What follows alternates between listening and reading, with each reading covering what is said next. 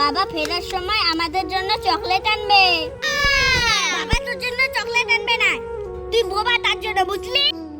তুমি অমন করে ওকে বলো না, ভগবান ওকে বোবা বানিয়েছে, কি করবে ও? তো দরক লাগে, তাহলে তোর চকলেটটা ওকে দিস। যা তো, এর ঘ্যান ঘ্যান আর ভালো লাগে না, যখনই কাছ থেকেই তখনই বে বে বে বে করে। যা তো এখান থেকে যা।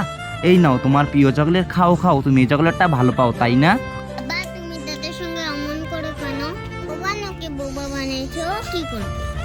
কি বলেছিস? সত্যিই আমি ওর সাথে খারাপ ব্যবহার করি, এতে তো ওর কোনো দোষ নেই, ভগবানই তোকে এরকম পাঠিয়েছে। আয় বাবা, তুই আমার কাছে আয়।